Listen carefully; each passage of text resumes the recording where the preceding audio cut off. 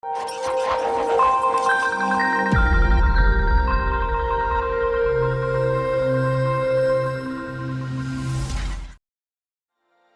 folks, welcome back to BATTLEMODE, Battle Mode here. I thought that with the release of Distant Worlds 2, I'd share with you something that I figured out while I've been doing the beta testing in the game.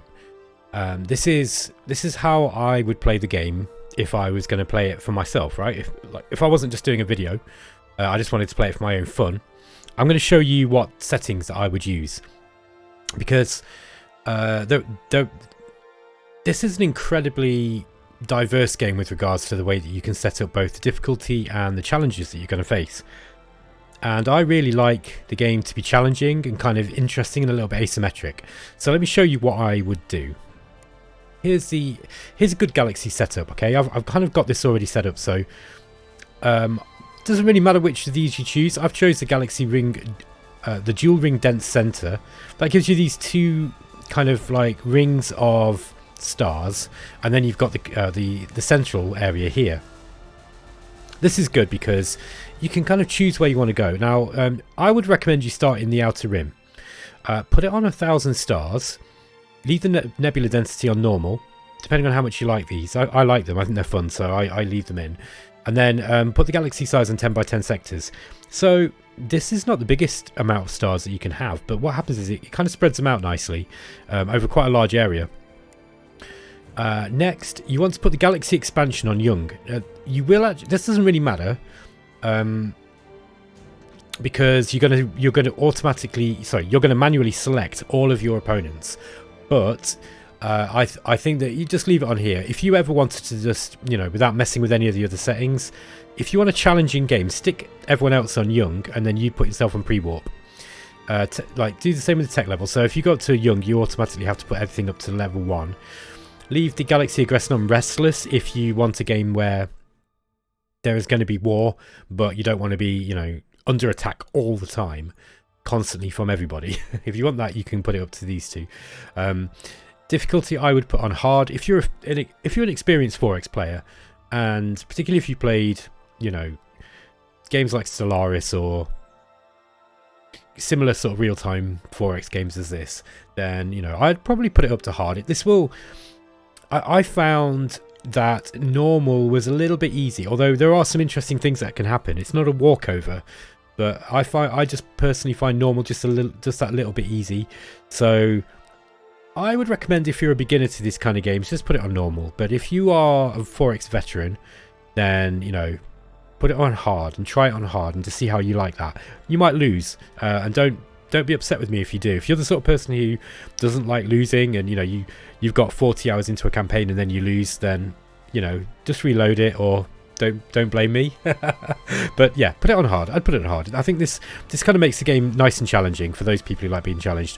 Research speed leave on normal for the time being. You can put it on slow if you like long games. This is your choice with regards to the research visibility and the research pathing. I've started playing just with all projects visible and fixed research path, just until I've got my head around the new tech tree. It's not a whole lot different from Distant Worlds 1, but because it's all put together now, it is different. But you'll see that the techs are kind of familiar in a sense in the way that they progress. But I don't know, like, it's up to you. If you like this off, then turn it off. I like it on. I like seeing my text just for the first few times that I play. Then I start randomizing and hiding them a little bit later on, but it's entirely up to you. Probably keep tech trading on. I would definitely keep tech trading on if you have got random research paths, because sometimes it can be difficult getting some of the things that you want. But I leave it on for the time being. Pirates, it's up to you. I've kind of started. The pirates are less useful in this game than they were in Distant Worlds universe. Just bearing in mind that pirate DLC kind of added a whole lot of stuff that pirates can do. They're not as complex in this, although they are more nuanced than you might have seen in the preview copies that were going around. But there is some interesting stuff, particularly with the story things that they can do. But I put them on few and normal. Pirate proximity, just leave on average. You want them to be around. They stay dead when they're killed. Again, this is up to it's your choice how you do the space creatures. Now, I would leave all this pretty much on or how it is. I can't remember whether 300M or 200M is the colonization range limit by default, but I put it on 200. It doesn't really matter. It just depends on whether you like your enemies to be kind of very, very centralized, or whether you like them to be spread out, you know. Because if you put a higher colonization limit, they'll start like colonizing all over the place, and then you get kind of, you know, games where you've got little pockets of empires, and that's cool as well if that's what you like. I just kind of leave it on 200. Pick a race, any race, give it, you know, just set it up as you want.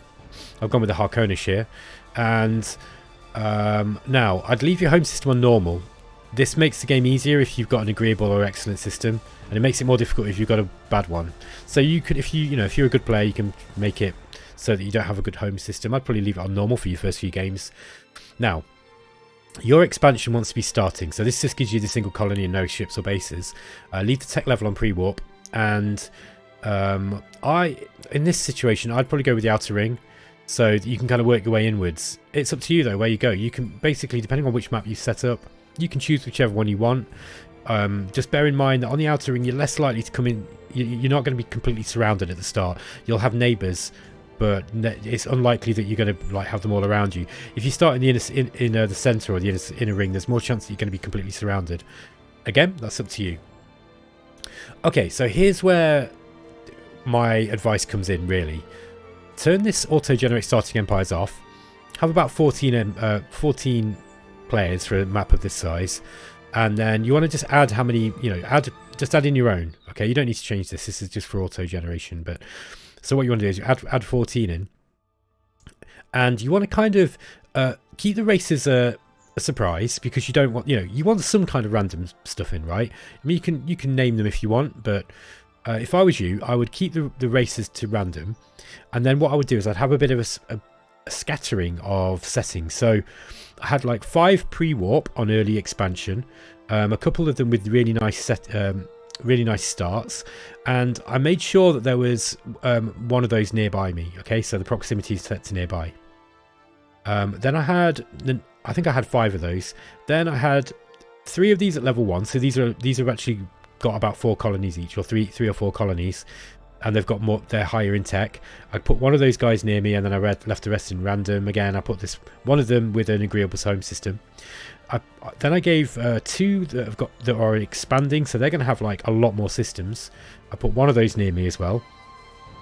Then I had 2 level 4 with mature expansion, which means they're going to be big, and I put one of those kind of close to me, and I actually set one of those to Way of Darkness, because I just thought it might be interesting to have like a difficult faction kind of close. And then finally I set a very old nation, or an empire with a relatively high tech level. I made sure that they were distant from me. I just set them on feudalism, but I gave them a bad home system. So what I've done here is basically set it up so that there's a kind of, there's an asymmetry in how these are all going to be starting, and it doesn't really matter what races they are. You can really, if you want to kind of guide, if you wanted to guide what they are, you can select things like Hive Mind and Way of Darkness, Way of the Ancients, that kind of stuff, and that will, I think that will kind of determine which cross section of races that you can get that are allowed to use these specific things. So for example, if you set Way of Darkness here, you're probably going to get Boscara, right?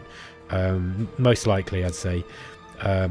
So anyway, so you can see what I've done here. You've just got to kind of like, you've got different empires on different tech levels, on different sizes, and they're scattered around, and they're mostly set to kind of random. Now if you want, you can actually have it so you've met them. What will happen is when you do this, let me just do this for you and I'll show you. I'll just leave all the victory conditions as they are. Let's just start a game.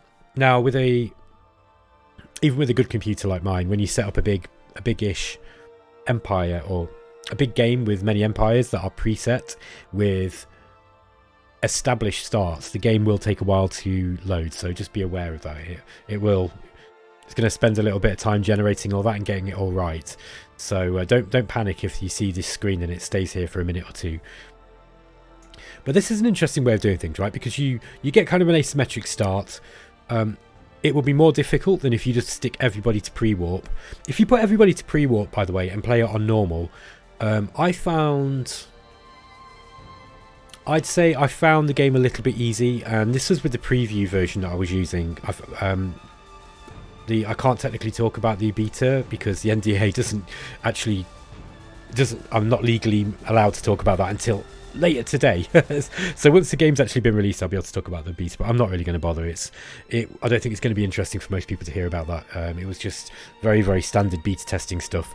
However, what I can say, and I think it's probably, I don't think I'll get in trouble for saying, is that I did find the game a little bit easy if you leave it on all the base settings, and that's because I'm an experienced 4X player, and I'm not saying I'm particularly great, but I'm experienced, and I found that providing that you play fairly smartly, you're going to have a decent, because you're a human, you're going to have a decent head start over the AI.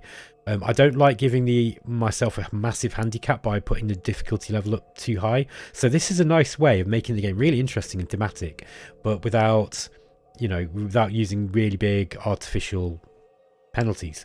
Okay, so you'll see here we started. This is not the best start, look, because we don't really have any colonies nearby. So this could be quite interesting. Now we've already met a bunch of people. So we've met the Mortal Sovereignty, a Human Empire, the Boscara Council. Okay, so these are going to be some of the more advanced nations, I think. Okay. Anyway, I'm just going to pause this and I'm just going to show you a little bit of what I'm talking about here. So what I might do is just go into the game editor. We can't see anybody around us at the moment. Wow, this is a bad start, look, because we've got... Hang on, let's just turn on the nebulas for a minute. There we go, look, we've actually got nebulas quite close. So we're reasonably well protected, but we're going to have to expand out this way. Anywho, let's jump into the game editor, and I'm just going to show you what this is going to show us at the start of the game, right? So let's just go to, can have a look at the empires. So where are they? Okay. You have to bear with me because I haven't really used this very much before. Okay, so you can actually see these. You can see these empires already. So we've got some in the middle. It's set up. We've got some bigger ones here. Look, this is a pretty big empire. This is going to be one of the bigger ones, and this looks like Boscara. So as you can see, you've got some empires that are already started out very well advanced. It's a huge one here. Look, this is this looks like another Harkonish faction. Oh no, this is a Boscara Council. Okay, so look, this is a big Boscara faction. Now, because we set them to be further away from us, they're actually quite far away. So yeah, this is going to be like your nemesis faction. These guys are going to really expand well into the game, and then you're going to have some interesting times trying to overcome them. And if you're the sort of player who doesn't always necessarily finish games, you might have an interesting, it might beat you, and you might have some interesting fun on the way. If you're a good player, you can probably win this. But, you're going to have some interesting times because these guys, Boscara particularly, is super aggressive. And you're going to have to work with the other players in order to, especially some of these smaller ones, look like you've just got some smaller factions around here. You've got all these minor factions as well. This is actually quite a big map, as you can see. But there we go, look. So that's basically what I'm talking about, right? You can just basically mess around with the settings as much as you want. I don't know if you can have teams in this game. I don't think you can. But you can pretty much set it up so that, if you want like a big nemesis faction like the Boscara, who are going to be very aggressive, and then you can give yourself and some of your allies more, kind of peaceful factions if you kind of want to work together. You can, so you can have like one really big faction or maybe two big factions, and then you can you can do team games kind of, because I don't know if you saw, but let me just go back to the main menu, and you'll be able to see here that you can set in the settings, you can actually set the relationship level, right? So you can actually set yourself with defense pacts, free trade agreements, all this stuff. So it's super customizable, and you can also set people to be at war as well at the start of the game. So you could have like this big, I don't know, you could have like a big Boscara race, have them very, very advanced, and then I don't know, put them on Way of Darkness, why not? And then you can set them at war, and they're going to be at war with you, and then you can have like a bunch of friends or kind of helping out. So just get into the settings of this game and really play with it, because this is what makes Distant Worlds very, very replay. Excuse me. This is what makes Distant Worlds very, very replayable. And I think these settings that I've shown you for experienced 4X players, you know, who aren't afraid of a bit of a challenge, this is going to be fun for you, I think. Like, 'cause this gives you a nice scattering of, you know, well-developed empires and also new ones. You know, so you can get the experience of having like weak neighbors, very strong ones. You can band together with them, work together to try to overcome difficulties, or you can just pick on the weak ones. Whatever you like. You just go mad with the settings.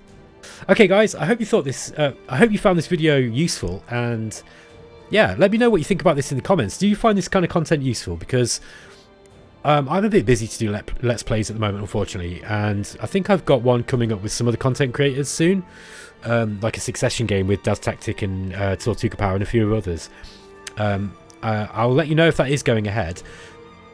Assuming so, then you'll see that series. If not, when I'm a little bit less busy and I've caught up with some of the stuff. I was sick recently and I had to catch up with a load of work, which is what I'm doing now. Once I've done that and hopefully I've caught up, I'll be able to start playing games and doing these kind of videos again. So maybe you'll see some content there. It's very likely that as and when Rob gets some time, he's probably going to jump on here and do some stuff too. So look out for that. Okay, guys, take it easy and I'll catch you next time. See you later.